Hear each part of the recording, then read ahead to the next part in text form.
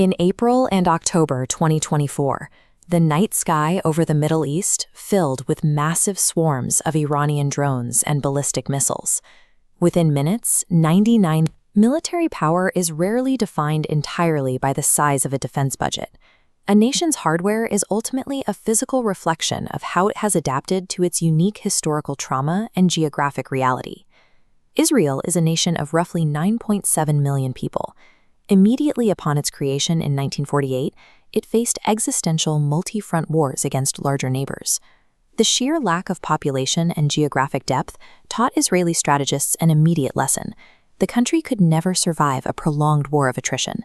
To exist, the military required the capability to achieve rapid, decisive victories through extreme technological superiority. You can see this doctrine engineered into their hardware. In the Merkava Mark IV tank, the engine is located in the front of the chassis. Unlike tanks prioritizing forward firepower, this design puts a massive block of metal between incoming fire and the crew, prioritizing soldier survival above all else. In the air, survival dictates absolute qualitative dominance. Israel operates the F-35I Adir, a highly customized variant of the American stealth fighter, heavily modified with indigenous electronic warfare suites, specialized software and hardware designed to jam and deceive enemy radar systems. The ultimate manifestation of this doctrine is a multi-layered missile defense grid.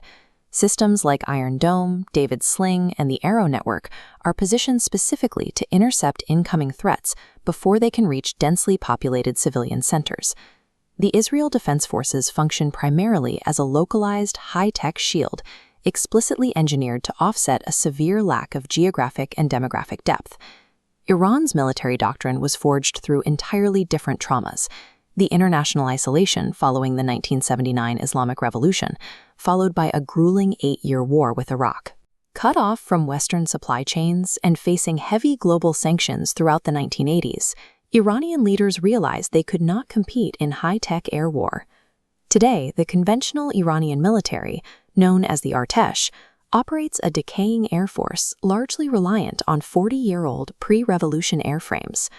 To survive, Iran executed a radical pivot. Led by the Islamic Revolutionary Guard Corps, or IRGC, they built a resistance economy military, abandoning the pursuit of expensive qualitative fighter jets in favor of cheap, asymmetric mass. The primary deterrent is an arsenal of over 3,000 ballistic missiles, the largest and most diverse missile force in the Middle East. They paired this arsenal with the doctrine of the swarm. Iran mass-produces low-cost loitering munitions like the Shahed series, kamikaze drones that wait in the air before diving into a target. These are specifically designed to overwhelm and bankrupt expensive, highly advanced defense grids. As this map of the Middle East shows, Iran projects this power outward through the axis of resistance. By arming and training proxy militias in Lebanon, Gaza, Yemen, and Iraq, Iran created a forward defense strategy that threatens adversaries far beyond its own borders. Iran compensated for its technological isolation by building a decentralized, highly expendable swarm, capable of bleeding advanced adversaries dry from multiple fronts. When you place these two forces head-to-head, the contrast is absolute. Israel holds qualitative air and intelligence superiority, while Iran holds overwhelming quantitative ground, proxy, and missile mass. As this topological map shows, the two nations are separated by over 1,000 kilometers of sovereign territory belonging to other countries. That vast physical distance renders a traditional, mechanized ground invasion by either side logistically impossible. The conflict exists entirely in the air. This creates a grueling economic asymmetry. Firing a multi-million-dollar interceptor missile to shoot down a $50,000 mass-produced drone is a mathematical equation that heavily punishes the defender over time. In this specific geopolitical matchup, a decisive World War II-style victory is impossible. The standoff operates as a permanent war of attrition, where mass continually attempts to bankrupt precision. To bypass this geographic stalemate, both nations utilize the unseen domain of cyber warfare. The most famous example is the Stuxnet virus, a digital weapon deployed by the US and Israel to physically shatter Iranian industrial equipment.